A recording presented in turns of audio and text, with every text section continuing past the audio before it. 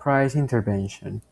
As we already know, price intervention is a very tough topic to discuss. Why? Most of the people are against it because of the historical data. Another one are into a positive way to say, hey, we need a price intervention. Actually, I think both are right. Why? Because having a high intervention in an economy widely connected as we have it today, it's it's a, uh, it's something that will affect an economy. Additionally, not only an economy, it will affect multiple countries because if a product is has a shortage in a specific country, maybe in other ones are not in the market, it's out of stock, or on the other hand, they have plenty stock, even they have a surplus on a specific country, while in other it's out of stock. So there are very multiple ways to see this topic. So we will getting further in that before we have a conclusion. But at the end of the day, I think having too much regulation it's bad, but not having regulation is also bad. We will start with why having control in the prices matter. The first thing is the vital information, the price that could cover scarcity, the demand, and the production cost. Having a minimum on the price will guarantee to the producer that they will have their investment in return. It doesn't mean that they're gonna have profit, but at least they are gonna have the return on their investment. That's a very important thing for the producer. Additionally, coordinate decisions. What happened with this one? Well, if a price is having a minimum or a maximum, also it can companies or people can coordinate about this product or service, not having too much of that product because they can um, cause a shortage in a country or a town, but also to having a control on how much quantity of this product can multiple companies or people have in in a specific time. Additionally, another one is the efficient resource flow. This means that having a price, a fixed price of a product or service, will guarantee that the resources are gonna be um, are they are gonna be getting into where they have to be, not being randomly in several places. They're gonna be in the place that they need to be. Now let's have the other part, the negative part of having a pricing control. Having a maximum on the price, there's no incentive for companies or even people to produce any product or service.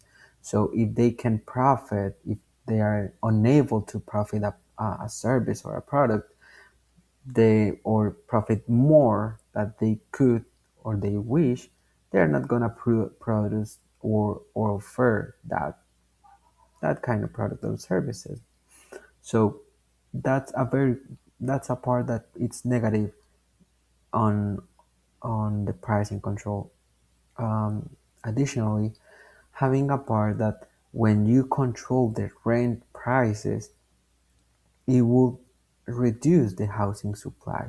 It happened in Argentina uh, years ago, that they have a regulated market.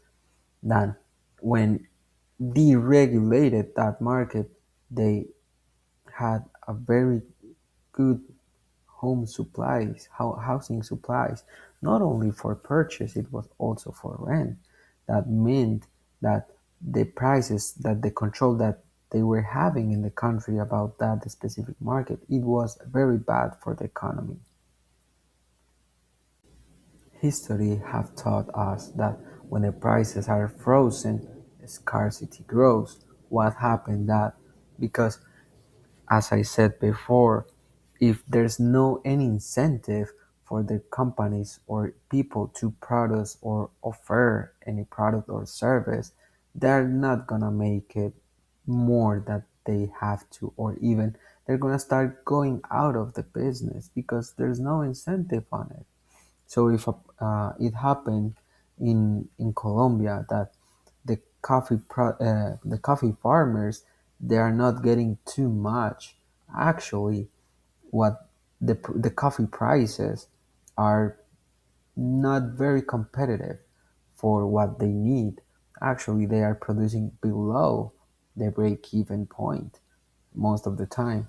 The only thing that they say that they are safe is that the Colombian government purchased them the coffee, but they are producing below the break-even point. So at this point, if it wasn't because of the government purchase to them, they were producing or they were becoming bankrupt. It will be a market that it will be start going slower and slower as we know it. The arguments for the governments to control the prices is because they are protecting the consumer and the society. We start with the market by putting some controls on some public goods, on some um, regulating some products and services that come from abroad. So that will be setting up a price, a tax to those goods. The consumer protection, it's also setting a maximum price for certain products. That, for example, if the government don't intervene the prices of from insulin, well, the insulin could be skyrocket their price. That even right now it's very high. So additionally, they create also social benefits, that it's the minimum wage, the unemployment benefit, not only the federal benefit in this case in the States, it's also the state unemployment benefit. Uh, those arguments are from the government. The government intervene in the prices, not only goods and services. They are also the labor market. So the intervention has worked. Why? Because the government, specifically the United States government, and it could be possible on the European Union, they make carbon taxes and subsidize to a lot of companies that were using fossil fuels go to renewable energy. So it will be solar panels, um, hydroelectric resources, or even nuclear plants. Maybe not the last one in Europe because they are avoiding to have that kind of energy. But here in the States, they like to use that energy. Additionally, companies getting the tobacco companies, they are also being taxed, very highly taxed. So all those taxes go to improve the public health. The agricultural prices will be going down, and supposed to be that the public health, it will be very good, or it will be improving in their services because, well, at the end of the day, tobacco, uh, they are still selling, having good sales nowadays. Maybe not too much, but at the end of the day, they still have a very good margin. Having a targeted intervention, it will be better for a price control. So if we have, there's some products that need intervention, not the whole market. It will be just some products, products that are essential for living. Those are the ones that the government needs to be controlling, not the whole market that happen or could happen in specific countries. That, for example, Venezuela has controlled prices, and unfortunately, they are not doing very well with that intervention. Uh, Also, they guarantee that the fluctuation it's not gonna be lower or higher than specific prices. For example, insulin. If insulin they set a minimum price of $100 and a maximum price of 120, above of that you are not gonna get it. You are not going to get charged of that price. It could be very a little bit cheaper, could be, but we don't know. At the end of the day, that's the minimum. The government is guaranteeing that the producer gets the minimum that he needs, and also they are guaranteeing that the consumer is not gonna get uh, unfairly priced of the product. That shows transparency and efficientness in the market. Some of the risks that we have on control pricing as a producer is to get an increase in costs. Why? Because at the end of the day, those regulations that you are getting from the control pricing uh, means that you are getting less profit that you could. So, for example, if you have a product that your cost is $10, but the maximum price is 15, so your profit will be 5. But regarding that regulation, you get that $3 of taxes or fees, you're just only getting 2, or even could be less. So it's not worth it to produce a product on that one. The innovation, as you are not getting much profit, that your margins are getting squeezed more and more, you are not incentivized to produce more or even to produce better ways or improve the product.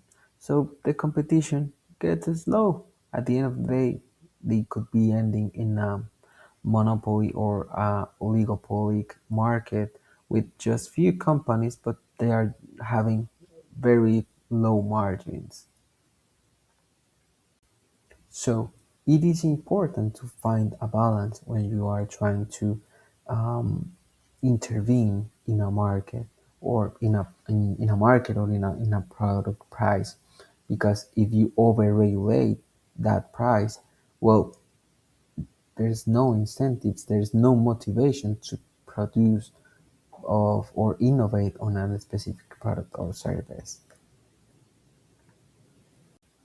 So it is important to find a balance when the governments are trying to um, intervene uh, the prices. It happened in Colombia that the soda market, as the government regulated, over-regulated even more, saying that they are highly in sugar. That it's true. It's not a lie. It's true, but they also charge a 20% additional that they already had. So the soda market says I'm getting so squeezed that there are at this moment just 2 or 3 big companies doing sodas: Coca-Cola, PepsiCo, and there's a company local in Colombia that it's called Postobon. Um, they are the 3 big companies doing sodas. Nobody else, because the market is so regulated, the margins are so squeezed that they say no more, no more. They try to innovate, but at the end of the day, they are just making the same stuff. They are not going forward on that. That's an example of how over regulations can destroy a market.